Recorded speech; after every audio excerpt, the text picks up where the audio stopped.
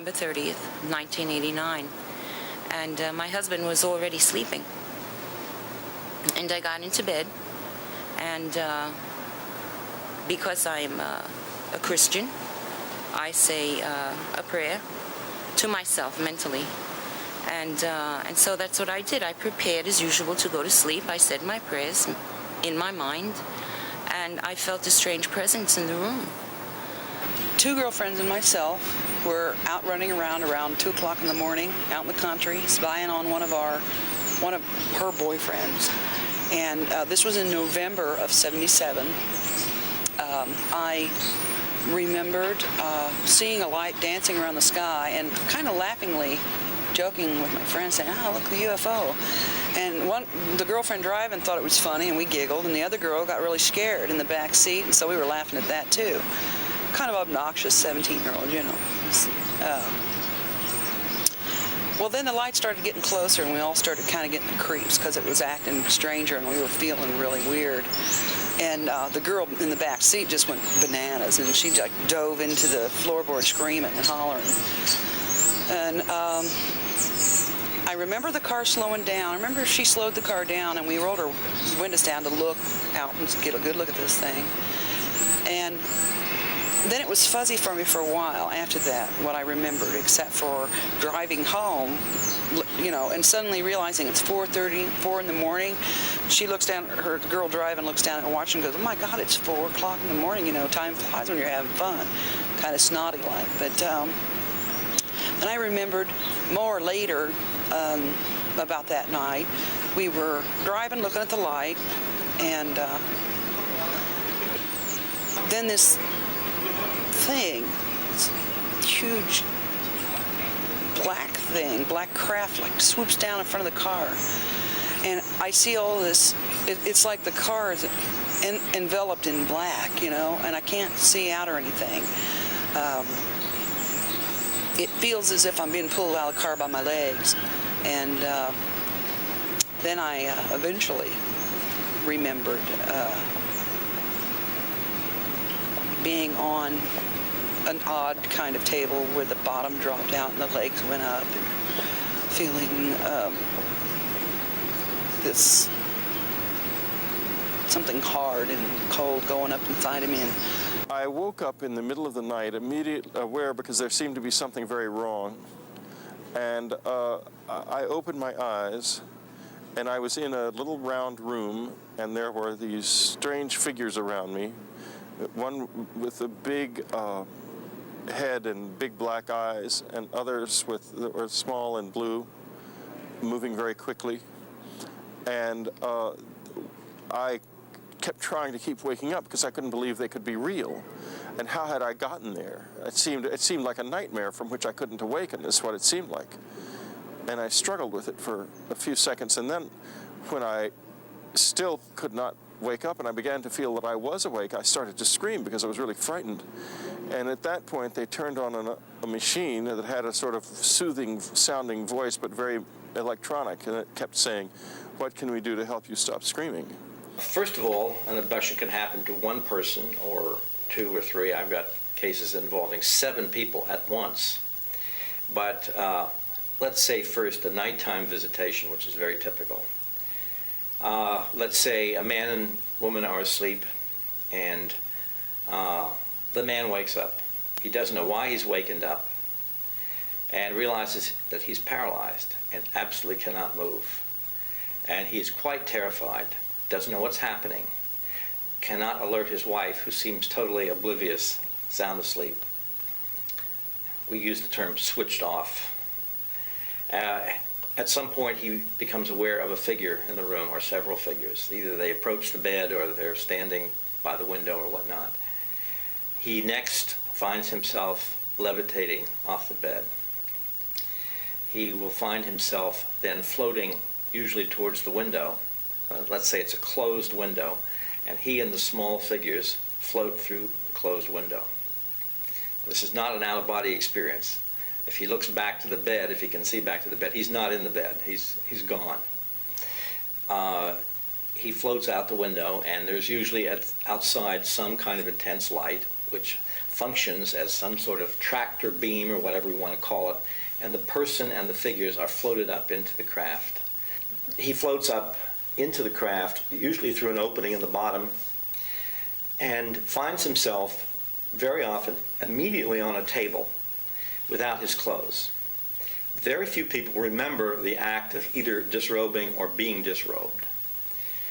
He's on a table, and a series of medical procedures, quasi-medical procedures, that are undertaken. They end up very often focusing on the genitals. If it's a male, very often some kind of instrument is placed around the penis. Very often at that point, either painfully or through some kind of induced climax, a sperm sample is taken.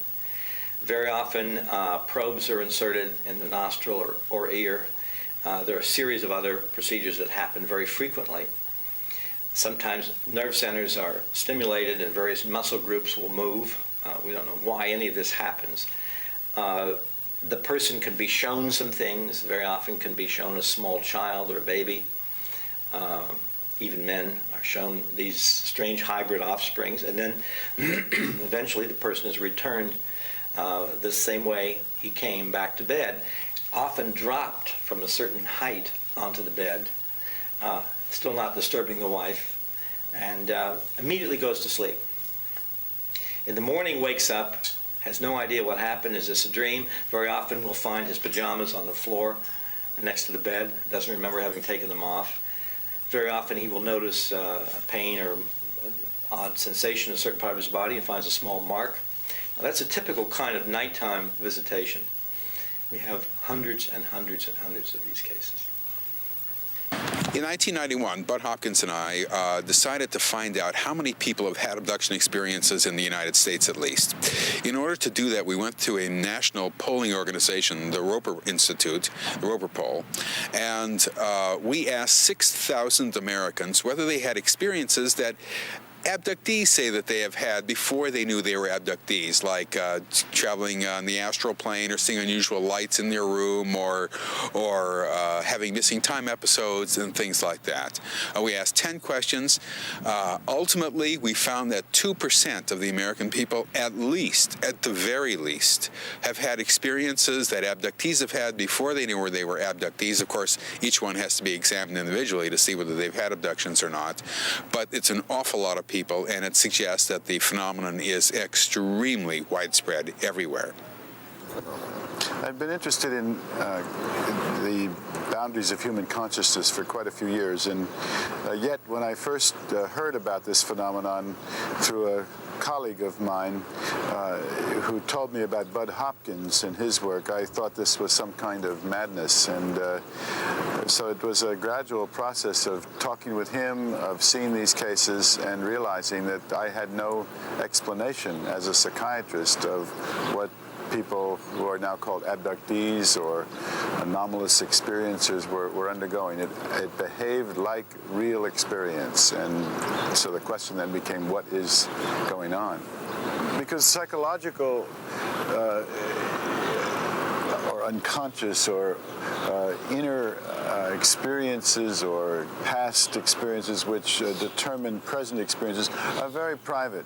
They differ among people enormously. If you're having a symptomatic expression which is about something that happened to you as a child, or if you have been abused, or if you're having dreams, or if you're having some kind of fantasy, this will be very personal, very variable among individuals. You will not have a consistent, complex narrative which is similar from one person to another from beginning to end. The only thing that behaves like that is real experience. Something which is generated internally does not have that quality. Certain patterns began to emerge, and up until the time I started doing this work, I don't think people were paying attention to any particular sets of patterns as they emerged in the investigations that were underway. I got very interested in that issue.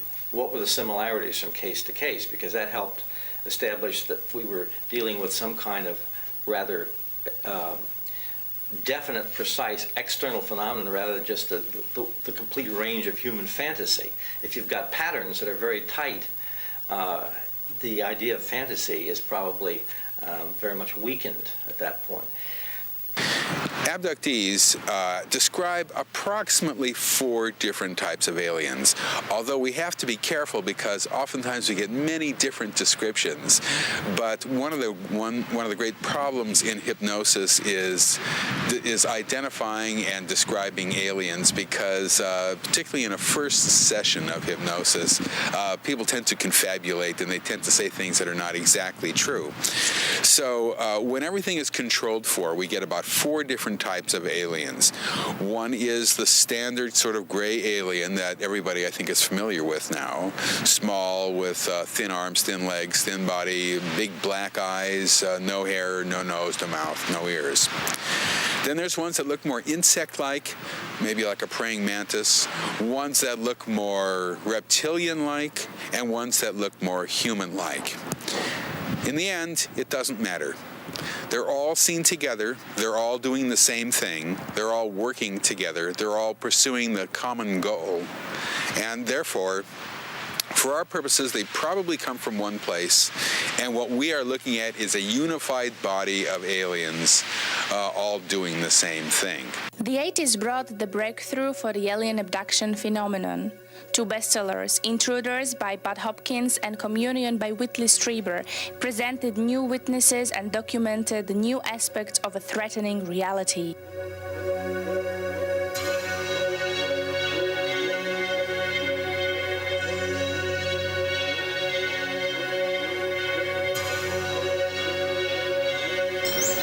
We didn't see the mark in the yard for like 2 or 3 days after the night of June 30th, 1983, when I had the experience of being in the garage, hunting for what I thought was a burglar coming out of the garage, because all of a sudden my skin started feeling like I was on fire, like I was burning, and had to get out of there, and being hit in the chest by a bolt of lightning, for lack of anything better to describe it like. And then seeing the silhouettes of small figures about 4 feet or so tall moving in the yard, 6 of them, and moving towards a smaller sort of egg-shaped like craft. And the next morning when I got up, after this was all over with, my eyes were swollen shut. I went taken to the emergency room of the hospital, who sent me directly to an ophthalmologist, I guess, an eye specialist, who basically accused me of looking into the arc of a welder's torch and somehow frying my eyes. Give me a lot of medication, drops, and cream to put in it. It took a couple weeks for it to heal up. Then we saw the mark in the yard, and the very first thing that I remember when I looked at that mark in the yard, the very, very first thing I remember is suddenly seeing these 2 black eyes sort of superimposed over the mark in the yard, and it stunned me. And my mother was talking about, oh, that's where our UFO landed, and laughing about it, you know. And then I started thinking about Bud Hopkins' book, Missing Time. But in that circular area, all the grass was killed, and the ground the soil was fused into a kind of rock-like hardness. There was, something like a 40-foot long, a little bit longer than that, straight swath away from that landing area, where again the soil was cooked and the grass was killed. Now, this is, of course, something that was very mysterious, because the soil was very moist. There had been a lot of rain, but this soil was so dry it cracked open and, as I said, fused to an almost rock-like hardness. We've tried to duplicate that effect in the laboratory, taking control soil, and we can't do it. We don't know what kind of energy affected that soil. But at any rate, we know from her recollections where the UFO sat, and that's where the ground was fused, so you have a very powerful kind of physical evidence supporting her account.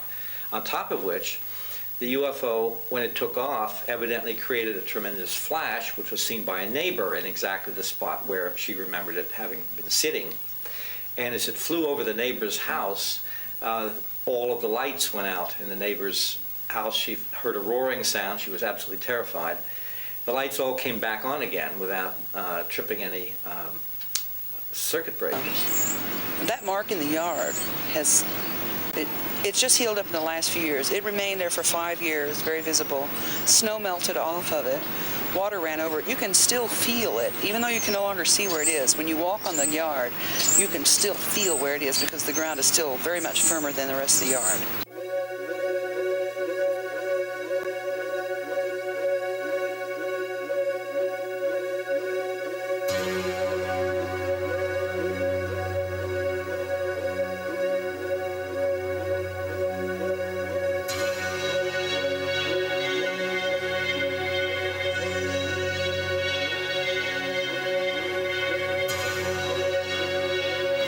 Subsequent to the contact experience, I began to have groups of people up to my cabin.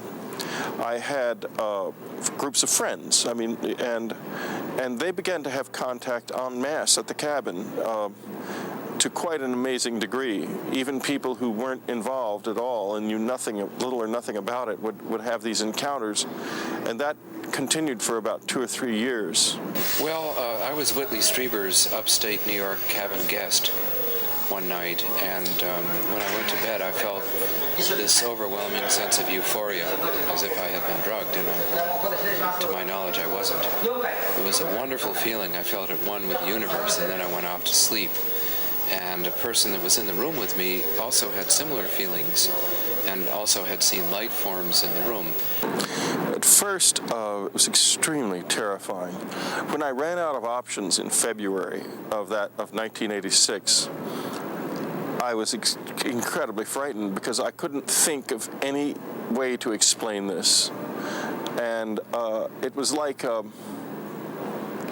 was a bit like discovering you're not who you think you are. You know, it was just a shocking, terrible experience, and I began to try to work on the fear because it was debilitating, it was devastating, by going and walking in the night in the woods where it had happened. And it became quite obsessive. I couldn't really settle down at night unless I went out and walked through those woods, and at the same time it was very hard to do because it was extremely scary to do that. And the visitors began to react to this, to my effort to overcome my fear, and they began to come back to the house and showed up. They began showing up fairly frequently. And I didn't have any more abductions, but I had a few very brief, sort of half put together contact experiences that didn't quite work because I was too scared to take it farther.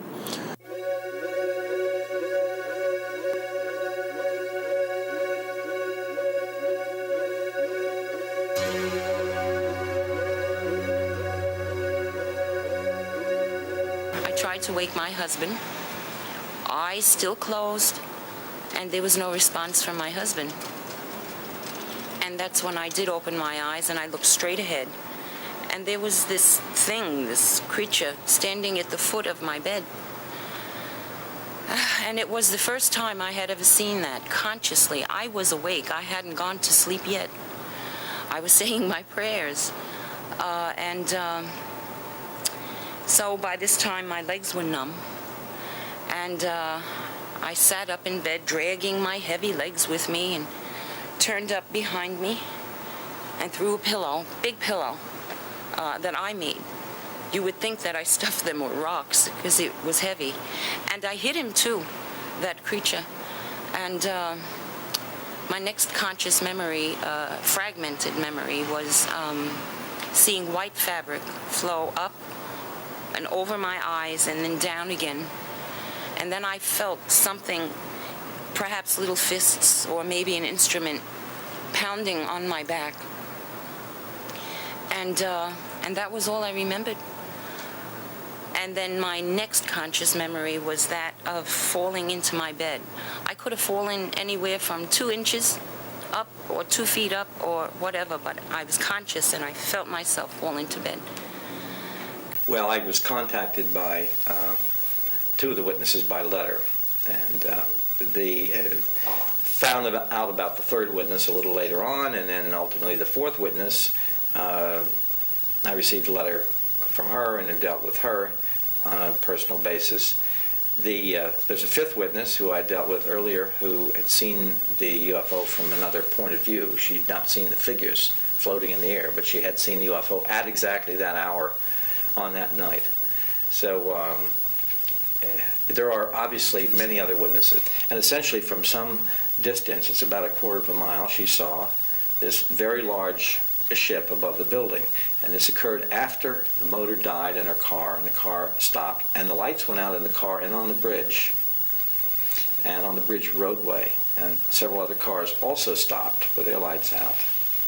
No one knew what was happening to the cars, why everybody's automobiles were stopping. And she looked to her right and saw this enormous object, very, very brightly lit above a building. And then blue-white light came out from the bottom of it, and she, at that point, saw these figures. She didn't know what they were at that time. They looked like balls. They were people rolled up in a kind of fetal position, came popping out of the window 12 stories off the ground. And they all unfolded at once, and then were taken up quickly into the craft, this whole thing taking roughly about 12 seconds. And then the craft moved away. And her descriptions exactly corroborate the descriptions of the two intelligence security agents in the car down below who were accompanying an important political figure. They all saw the same thing that the women saw, except they were closer.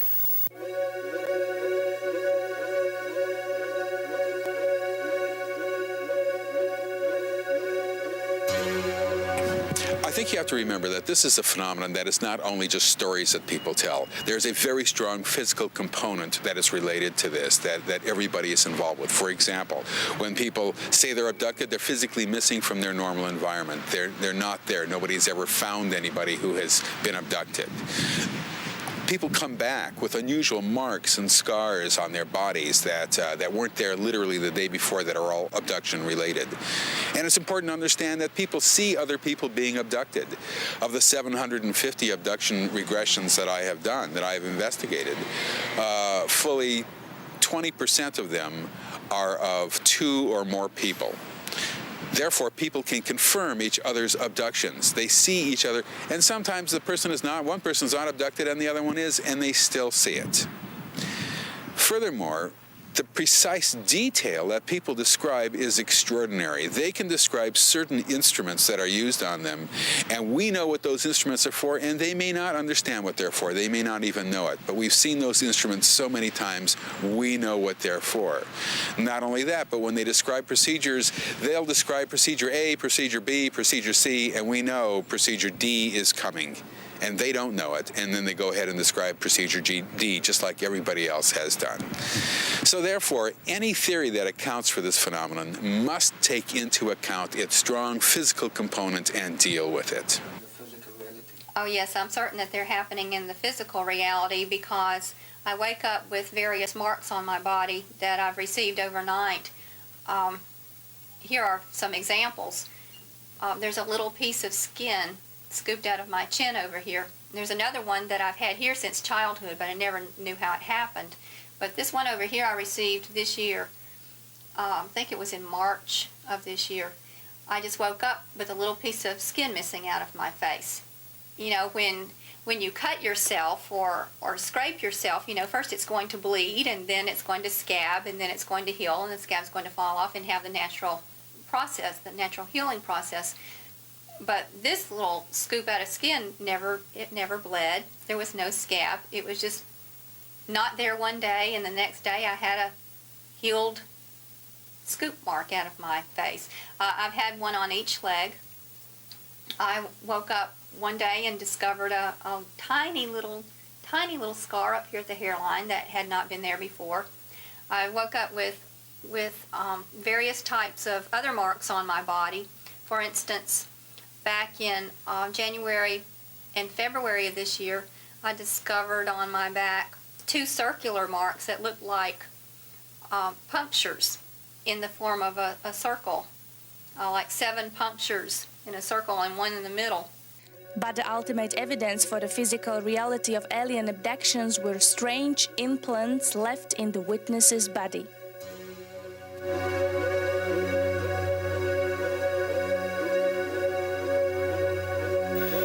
The issue of implants is an extremely interesting issue, because a number of objects, alleged implants, have been recovered.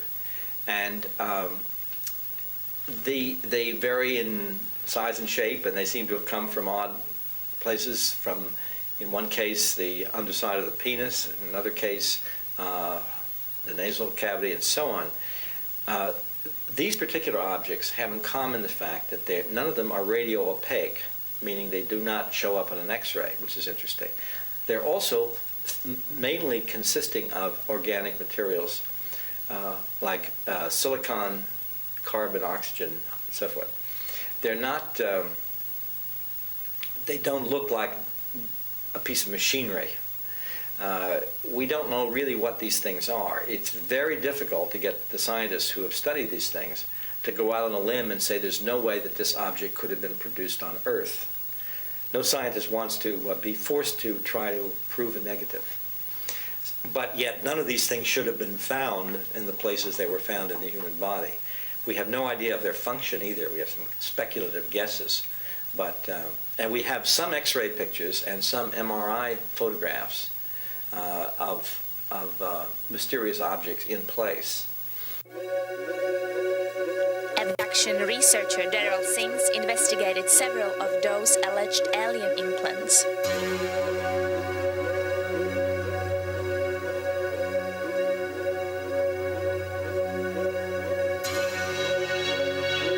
First of all, when we found it, we were quite excited when the lady brought it to us. She brought it to us quite by accident.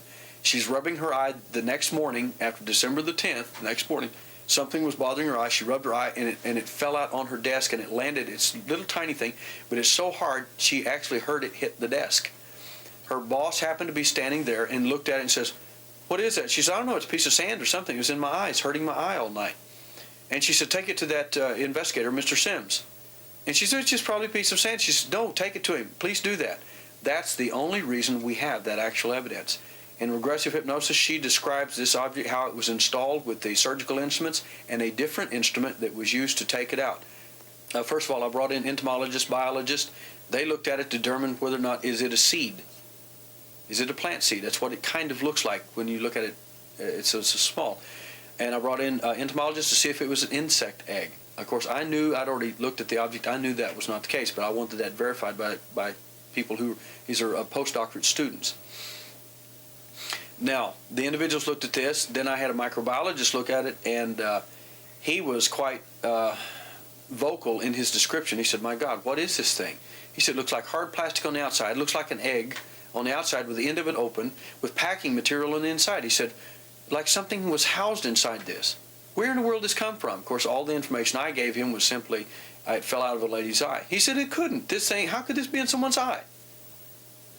What is this thing?" I said, I really can't tell you any more about it. That's all. Later, I took it then to the to have work done on this with the electron microscope. What we found is rare traces of beryllium and titanium, which tends to show up in UFO type related material, as well as other things. But those were the things that were kind of interesting that showed up in this object. Started in this by meeting a researcher in Texas by the name of Daryl Sims, who had been investigating the alien abduction phenomena for some 27 years. He got me interested by showing me a set of x-rays of a foot which contained two metallic objects, and I offered to remove them.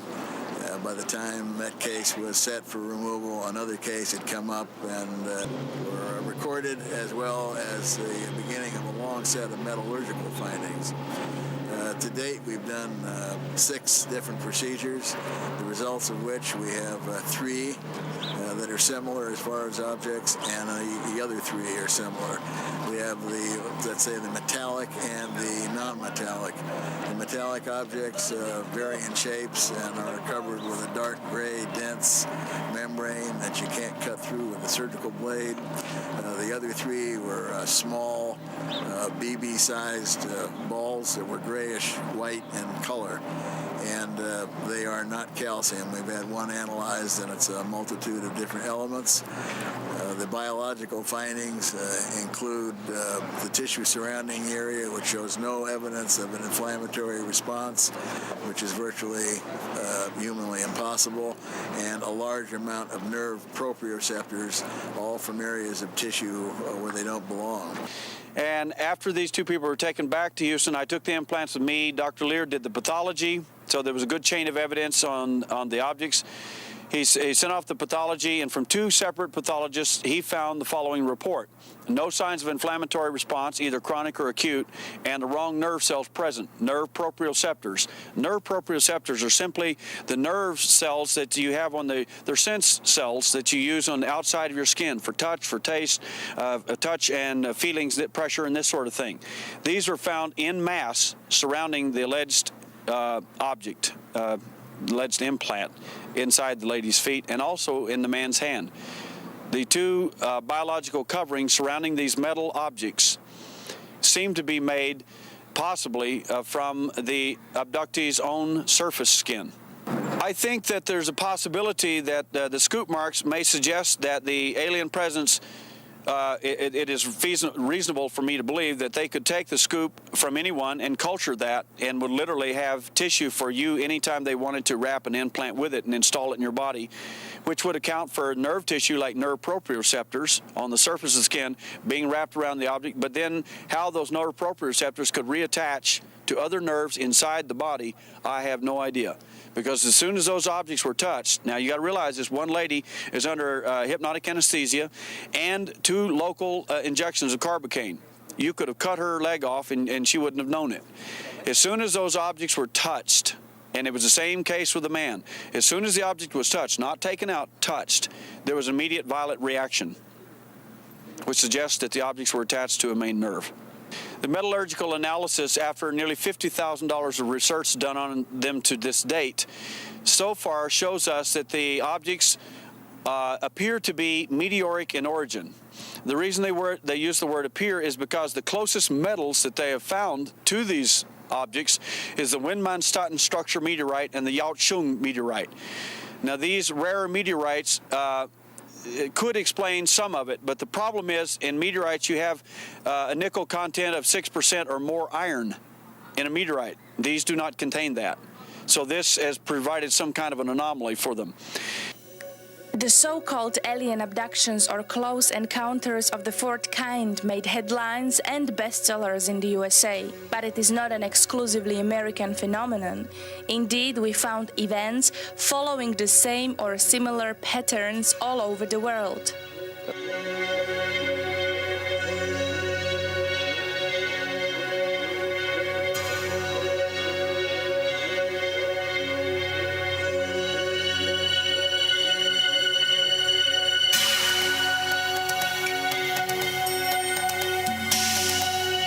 Philip Spencer, a former police officer, left his house in Ilkley at approximately 7:10 in the morning on the 1st of December 1987. His intentions were to walk across the moor and visit a relative who lived in the village of East Morton on the far side. He took with him a camera and this compass. The compass in case he got lost because he wasn't that familiar with the moor, and the camera to take some photographs of Ilkley town from the moor tops. He actually began his walk just below the White Wells building down there and wound his way up the hill to this point where we are. He consciously remembers walking along this path and then up over the rise and past a small quarry. Just as he was walking past the quarry, a movement caught his attention from his right eye, and he spun round and he was amazed to see, just about 10 feet away from him, a small green creature about 4'6" tall. It suddenly turned and scuttled away at a terrific rate away from him. Spencer shouted out, "Hey!" brought the camera up and took one shot. The creature then continued running around a bluff out of sight. Spencer then ran after it, and as he turned the corner, the creature had disappeared. But he was confronted by a silver disc-shaped object, which almost immediately shot up and disappeared into the clouds out of sight. Instead of continuing his journey, he decided to retrace his steps and go back down into Ilkley. And a further surprise awaited him there, because he discovered that the streets were full of shoppers. The shops were all open, and he couldn't understand this, because to him it should have been about just after 8 o'clock in the morning. And yet, when he looked at the clock on the church tower, he discovered it was now 10 a.m. We showed his photo to experts. Well, it's a very interesting picture. My impression is that it made my blood pump. You know, when you see a picture like that, of course, I'm exposed to pictures like this all the time, UFO craft and occasionally photographs of beings, but something about it seems right about it when I first looked at it. Of course, there was the skepticism that always goes along with it, because as a scientist, I'm to rule out photographs that would have some aspect of a hoax. It doesn't seem like it's a hoax. It seems that it is what the witness reported. We heard about it from the chap himself phoning me, inviting us to go up there to show us a photograph he'd taken of this creature. We went to see him. Well, the first time we went, we were a bit late. We got there in the dark. He took us up on the moor in pitch blackness just to show us the spot. And then we went up again. We took Peter Huff with us this time. We did an interview, half-hour interview on tape. And then we suggested that, you know, he had this missing time period. We suggested that we could do a hypnotic regression for him if we could find something to do it, and if he agreed to it. At first he was a bit worried about hypnotism, but we reassured him, and after another week he agreed that he would like to be regressed under hypnosis. So we brought him here to my house, together with Dr. Singleton. They met on a Wednesday and they had a preliminary discussion. They agreed to do the session at the weekend, on the Saturday, which then took place, which explained all the missing time period that the witness had about meeting these green creatures and being taken in the craft and shown various moving pictures. And it also explained his compass being reversed. It had been in a strong magnetic field which apparently connected with the craft. As far as the case itself is concerned, I'm 100% sure that it's genuine.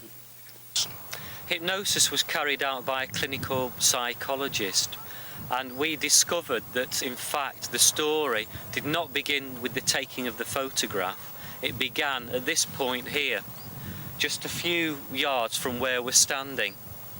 It was at this point where he noticed the small creature coming down the hill towards him. He stopped because he was absolutely petrified with fear and wanted to turn and run, but he discovered that every muscle in his body was paralysed. He couldn't move at all. The creature then turned round and started going back up the hill, and he discovered, to his horror, that he was actually following it, but he wasn't walking. He was now levitated a few inches above the ground, similar to a balloon being tethered by a piece of string. He was pulled up the hill, over the brow of the hill, and into the small quarry at the other side. In the quarry, he saw for the first time the silver disc, and a door opened in it, but he has no memory of actually going inside the object, just an overwhelming blackness which then disappeared, and he found himself in a white room. It was very brightly illuminated with white light, but he could see no source for that light. He heard a voice in his head telling him not to be afraid and ordering him to lie down on a table which was in the room. This he did, and he found he couldn't move, and he was surrounded by 4 or 5 of the green creatures. They carried out some kind of medical examination which basically involved a fluorescent light in the shape of a tube which passed along the length of his body, much in the way of a body scanner. He was then told he could get off the table and given a conducted tour of the object. This involved taking him down a corridor, and he looked through a window, and couldn't believe his eyes, because there was the planet Earth in the distance. And for the first time he realised he wasn't on the Earth, he was somewhere high up in space. He was taken into a room which seemed to be an engine room. There was a piece of equipment in the middle of it which was like a gyroscope. This was spinning rapidly, and his camera, which was hanging around his neck by a cord, was drawn towards it, as was the compass. He was then taken from that room into another, where he was shown 2 films. Now, these weren't ordinary films, they were more three-dimensional, very realistic. In the first film, he was shown the planet Earth, and he saw people starving, but made much, much worse. It was our own future. And there was a warning here that we had to get our act together as a species, otherwise this is what would happen. He was then shown a second film. Now, I believe this was very personal, because neither under hypnosis nor consciously since will he discuss the details of this. It's quite possible, from 1 or 2 hints I've had from Philip Spencer, that it predicted his own personal future. The next thing he remembers is being back on the moor and suddenly seeing the green creature, and having no memory of what had just happened, bringing up the camera, taking the photograph, chasing it, seeing the object, which then rapidly disappeared up into the air. Well, it was a perfectly normal session to him, and he didn't know anything about aliens or spacecraft or anything like that. He was just doing a straightforward regression on a person, and as far as he was concerned, all the normal reactions occurred that a person would do when telling the truth under hypnosis. So he was very impressed with it. Okay, well, one of the interesting aspects of this picture is this tubular-shaped object that's up on the horizon here. We thought it was some kind of pipe or perhaps an antenna or something. In doing contour enhancement and building a contour map, like a topographical map, it is indeed a cylinder. And you could view it as a cylinder perhaps 3.5 inches or so in diameter, 2 to 3 inches, because we don't know the distance away. We do know that it's a cylinder shape and it's reflecting light. Therefore, from filtering, inverse Phong shading filtering, we believe that it's a metallic object. We'll have to do some more tests on it to be certain of that, but we know for certain that it's not a natural object. It's not a tree branch, it's not the trunk of a bush or something like that. It's a metallic object. Well, it's got loads and loads of ancient stone circles and carved rocks with swastikas on them and that kind of thing, and cup and ring marks. So there's many legends attached to it. But one of the most interesting ones, as far as this case goes, is that White Wells Museum, which is a spa, in the 19th century, something happened there. The curator of the museum was going to open up one morning when he heard a noise from inside, and he opened the door and he found inside several green creatures dancing around the spa. Small green creatures, very similar to this Ilkley Moor creature. Philip Spencer is not the only British policeman who had a close encounter. He was driving back to the police station about 4:45 one morning, and he was about to turn right up the leg of a T-junction when he noticed something odd illuminated further up the road. At first he thought it was a works bus, and he looked again and realised it wasn't, so he drove on to have a look at it. He jammed on his brakes within about 30 yards of the object, which he described as a classic flying saucer, blocking his route through the road. He tried to summon assistance with his car radio and his personal radio. Neither would work. Then he did a drawing of the object. Just as he'd finished the drawing, he found himself driving in first gear on the other side of where the object had been, and he looked in his mirror and it had gone. He then realised that he'd lost about 20 minutes to half an hour of time. The object itself was sighted by other police officers on the moors outside Halifax who were looking for stolen motorbikes. They radioed in. I have a video filmed interview with 2 out of 3 of those police officers. They radioed in to their headquarters to see if anybody could identify it for them. And the HQ checked with Leeds Bradford Airport, the military, etc. There were no aircraft in the vicinity, no army manoeuvres, nothing that could explain. He then describes a bright light coming from underneath it. He gets back in his car, finds his car won't go. Then he seems to black out. He has a sensation of blackness, a sensation of floating. He wakes up inside a room surrounded by several small robots and a humanoid character. He's led to a bed. He's eventually persuaded to lie down on this bed, and some sort of pseudo-medical examination or process is carried out on him, which to us does not make any sense. He receives a telepathic communication from the humanoid character telling him not to be afraid. Under hypnosis, he even describes or impersonates the voice that he hears in his mind, which is a voice I've heard many other witnesses similarly describe. Eventually, when they finish doing whatever they are doing with him, he's put back down again in his car, and the conscious memory, of course, takes over. He's driving on the other side of where the object had been.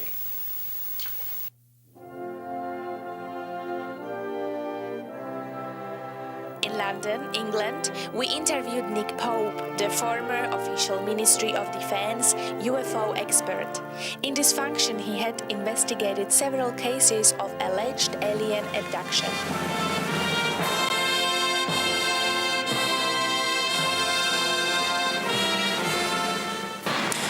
My second book, The Uninvited, deals with abductions, and it was a subject that I was led to logically through my official research into UFOs carried out at the Ministry of Defence. Simply, when I first began to obviously display a real interest in this subject and take these reports seriously, I found that some people began to approach me with stories of abductions. Clearly, I couldn't ignore these very serious claims, so I made it my business to look into the background to these sorts of claims and to actually do my own research and investigation. My view is that clearly there is something going on here.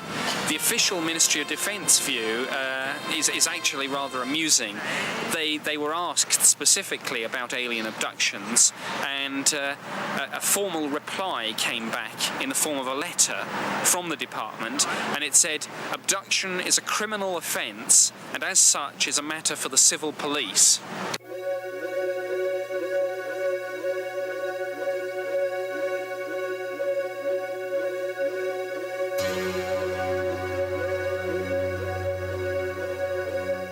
The most impressive experience I had is a full contact that happened to me in November 11th, 1981 at 10:30 p.m. in the south of France. As we were driving to my brother's discotheque on that evening, we saw some lights which happened to be a spaceship. Of course, at this point I did not know it was a spaceship, but it happened once in a million. Put it this way, the flying saucer came up right above the car, and my brother at that time used to drive a brand new Mercedes, which is a very reliable car. Everything died, and we both were totally surprised of what was happening. As we both looked up through the windscreen, the only thing we could see is all this light that was blinding us. So my brother was very scared, but I managed to go out of the car. And then for some reason, these intelligent spirits must be intelligent because they turned the lights off. And I could discern very clearly, Michael, less than 30 feet above my head, a flying saucer. This is my first experience. Yes, I do recall this one, but remember, I was a child, and I was complaining as I could not be left alone. I was complaining to my mom that small little thing was coming every night in my bedroom, and I described them as little monkeys. Of course, not having any UFOs experience before, I did not know what those things were. And they were very, very close to me. I used to hide away from them behind a blanket. Then once I get a little bit more courageous, and I kind of peep out, and I had one of them very, very close to me, and I passed out. And then when I was in the regression, I was recalling, all sorts of very, very interesting things which I have problem myself to understand or believe. But apparently they've done something up here.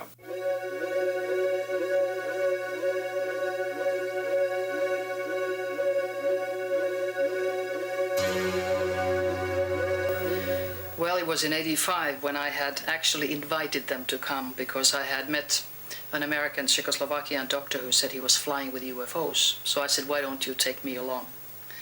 And one day when I was reading a book called, actually it was a book of poems called The First Contact with a Friend, all of a sudden I looked outside from the window and there it was, 100 yards from me, a UFO. And I went into total panic because I realized that I was dealing with something which I didn't understand. That very night later I found out I was abducted for the first time. And that changed my whole life. And all of a sudden I saw myself on a table being operated on. And I'm a medical doctor, so of course I was very interested in the technique. And the technique was very, very advanced in our comparison to our medical technique. It was laser beams, it was colors, and I couldn't understand what was being done. But I did understand something that they, for instance, were implanting implants into my body, and I didn't know why. Now I know, when I have heard more about it, that these implants are for changing our vibrational level and for helping us in case of crisis, for storing information. And that is one of the very big things, I think, that people should learn to know about, that we are being controlled, we are being taught, we are being actually taken as members of the galaxies, as I would say the UN of the galaxies, and the people who have had the contacts and have had abductions, they are the contact people. It's a very positive thing, even if many people are very, very frightened of the medical examinations.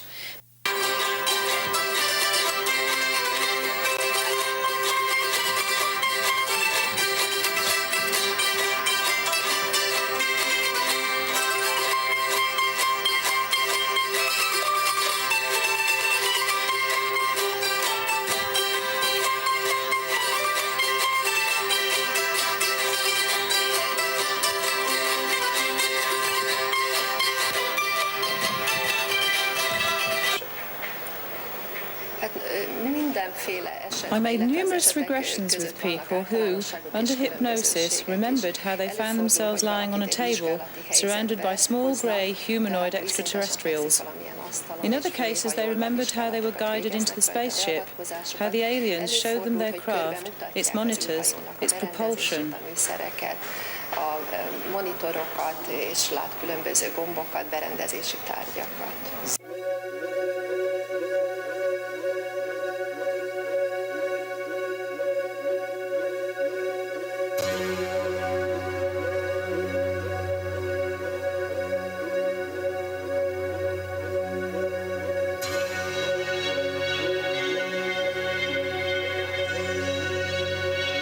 They look very different one from the other, and they look similar to others that are seen in other parts of the world. Let me explain.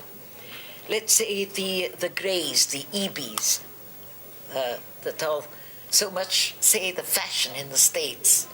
You only think of the greys in the United States. We have some of those, but sometimes with other characteristics. And we have all other kinds. I should say that we have quite a quantity of cases in which they look like humans, or like very similar to humans, or much more beautiful and taller than humans, or like what we would call not monsters but freaks of nature, something very different to what we're accustomed to. That is a very intriguing aspect of the matter.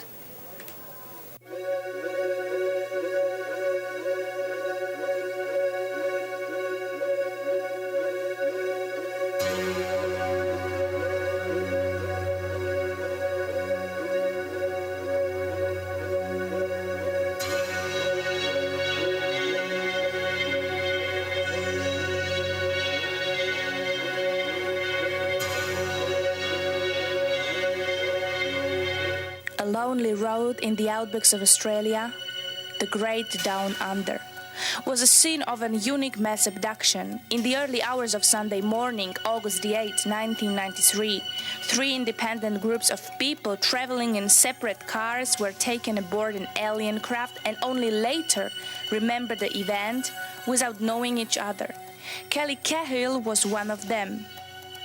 My husband and I were driving home from a friend's house one night when we saw a 50-metre craft in a field, a paddock on the side of the road, and we stopped and got out and crossed the road, and so did a second party of individuals who pulled up about 100 metres behind us. All I could remember was seeing a craft hovering in the air, which we'd encountered a couple of kilometres beforehand, and then just seeing a blinding light and remembering nothing except knowing that something had happened, because my heart was thumping and the adrenaline was pumping through my body, and all of a sudden I'm totally disorientated and relaxed in the car, and I didn't know what had gone on. It was like I'd had a blackout. Driving back past the same area, I just got this horrifying feeling in my stomach, and I just remembered everything that had happened when we'd stopped the car out on the field. But I had probably about 6 weeks where I couldn't remember anything, where I had this blank space. So, and I've still got some missing time. It's not all there. It's only the first 10 minutes. Basically, after we got out of the car, we saw this craft, I suppose, some sort of configuration of round orange lights with a blue fluorescent haze underneath it that came down in a conical shape and hit the ground in a semicircle. And as we stood there, a tall black being seemed to just appear in front of it, followed by 7 or 8 others. I felt this energy force through my body, is the only way I can explain it, and I became hysterical, and they came rushing across the field. I was given a blow to the stomach and landed flat on my back in the grass, and basically there was bits of a conversation going on that I could hear a male voice, but I guess that I was really struggling to stay conscious at that stage, and I remember, the last thing I remember was calling for God's help, I suppose, and we were back in the car. About 7 foot tall, they were black. Their eyes lit up red. They weren't like that at first, only when I started screaming, and that's when they crossed the field as well. Basically, I couldn't see any other facial features except these big glowing red eyes and these tall, dark figures. That was about what we saw. If Kelly had come in on her own, we wouldn't have found it just a normal case, but what occurred was we were able to get the other couple, the other car that was involved in the encounter, and what made the encounter important to us was that there were 2 independent sources of that viewed the same encounter. And if you do research, you discover in these type of abduction cases, you tend to find that the groups are come in, in some way related in some sense. In other words, the encounter occurs on the road, everybody hops out and has a look at it. In this case, the 2 cars are separated by distance, and the 2 groups don't know each other, and they, in the end, disappear from the location, and consequently come back to have research done on them in a separate, at a different time down the road. So, well, there was what we did. We were looking for the location to get the general location of the encounter, which we discovered reasonably easily. But the main data that we got was from the field analysis was some chemical changes to the soil. 3 markings on the ground. They were approximately 75 centimetres in diameter. Also, we used a special magnetometer on the field itself, and we discovered an unusual anomaly on the field that looked like a half moon, or facing towards the north. There was other things that came from the encounter, was that each of the girls, especially because the men seemed to be isolated from both of the cars, but the girls indicated to us that they'd been interfered in some way, and that one of the girls, called Glenda, who's a trained nurse, a registered nurse, she had markings on her which she went to a GP, and the GP photographed them, and consequently we had some very good evidence of a triangle under her navel, and a mark on the left inner thigh, and a mark on the base of her, down towards her ankle. So there was a lot of good evidence available.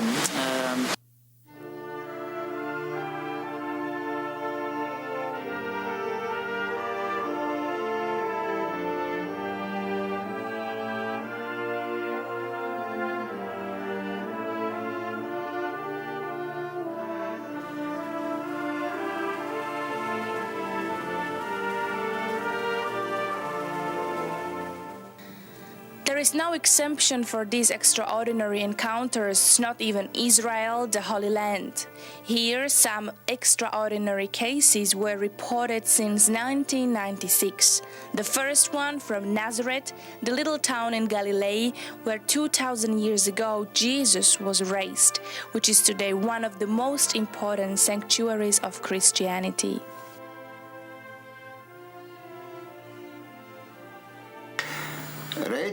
In the evening of September 15, I walked to the post office when some 400 meters from my home, I saw a huge round craft hovering only a few feet above me.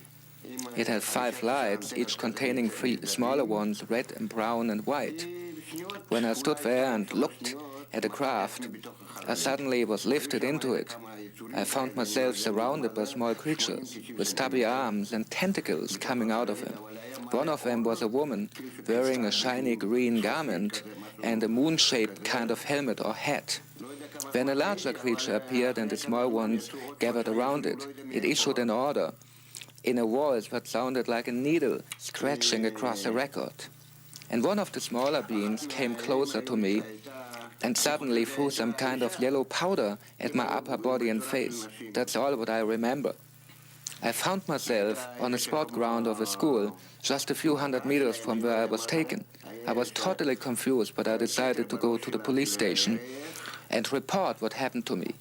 I arrived at the police station a few minutes later, but when I looked at the clock, it was almost 11 p.m. When I went to the post office, it was just before the close, about 7:55 p.m. משהו בצוואר, פה, בילדים האלו, הרגשתי כאבים. אחר כך עוד פעם הזמינה מישהו אחר, הוא ניגש אליי, כאילו שירק על הפנים שלי כזה. אחרי גב שלי הרגשתי מישהו דחף אותי, אני נפלתי, זה היה בסטדיון. לא יודע כמה זמן אני הייתי שם גם כן. מתי הגעתי בתחנה משטרה. What made the incident especially interesting, he went to the police removed the yellow powder from his arm, from his elbow all the way to his wrist. It was analyzed at a Fula hospital. It was found to be composed of a compound just unknown to the analysts there. It was 55% aluminum, and after that we never got the results after that. It was very strange. The papers reported that the soil itself could not have been from Israel. There is no soil like this in Israel. And they said the composition was extremely strange. And then, since then, nothing. But again, we have physical evidence. Yuri Isakov, a 63-year-old retired seaman, did not fly somewhere in his secret lab, cook up this strange powder in order to go to the Fula police and fool everyone. The next day I felt very bad. I had burn marks on my arm and face, which itched horribly and burned so much when water touched them that I was not able to take any bath or shower anymore until this very day. In December, one gonad became badly inflamed. Most of the time I'm in pain so badly that I cannot sleep anymore.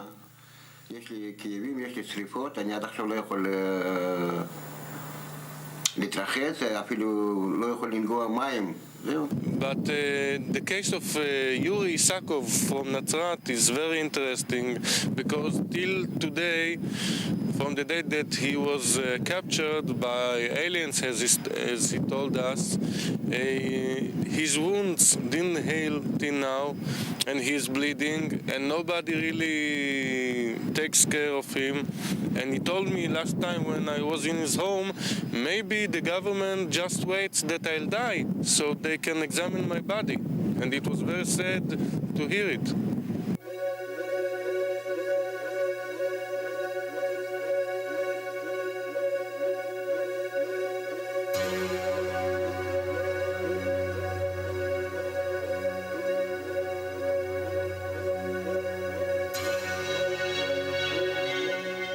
Indeed, international experts agree that the abduction phenomenon is global by nature, not only in Europe, Australia and Israel, but also in Africa and South America. Only the reaction of different peoples is different, from panic and hysteria to curiosity and an inner transformation. The question remains, what does it all mean? Let's hear to which conclusions the researchers came. It's difficult to come to any personal conclusion about abduction, but one factor that does interest me is the inappropriate nature of the response to this phenomenon. I would suspect, and I would fully expect, abductees to react with fear and anger to what's happened, particularly when painful and intrusive procedures are being reported. But a lot of them don't. They react in a much more positive way. They go on to develop spontaneous interests in New Age issues. They develop skills as artists, poets, painters, whatever. They become adept in spiritual healing, for example. This strikes me as an artificial response, perhaps something that's been induced in them. And I can't help but wonder whether the transformative nature of this experience shows that it's something been done to us by someone or something else, perhaps to try and lessen the threat we pose as we begin to go out in space. There could be any number of different reasons for them. For example, there's a tremendous amount of sexual content in abductions, and if if there were aliens here who were examining us and trying to understand us, one of the first things they would do would be to look to our sexual content, to our genetic. People were very much more primitive than we are. If we had any ethics at all, we would be extremely secretive so that we wouldn't shock them and destroy their growing culture and cause it to plunge into the same kind of non-meaning that happens in this world when native cultures are exposed to technology. Everything that they believed in is ruined, and the culture itself just dies. Whoever's out there is making a great effort to bring us into contact without destroying our culture. The majority of abductees tell us that the ETs want to direct our attention on our ecology and its destruction, and that we cannot continue that way. Furthermore, they want to learn more about our anatomy. Third, they want to teach us something from what they have learned. And fourth, they want to heal us, which they did many times. It is for our own good, because we are destroying this planet. I mean, it's quite evident that if we don't change in our thinking, in our ways of handling with other people, we look down upon other people, we look down upon people who are different, or people who have another skin color, or people who have another religion.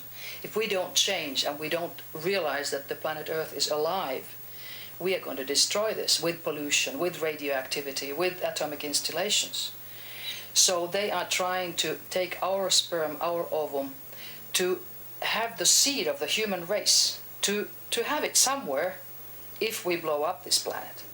And they are also trying to make another race, because it seems that our race, which kills, which even today in Yugoslavia area, in Europe, is having a war, killing its own people, is so primitive that it has to be changed. And this isn't the first time. We have been subject to genetic manipulation for thousands of years. Sometimes say it's like a spiritual outreach program from the cosmos to the consciously impaired. In other words, I see it as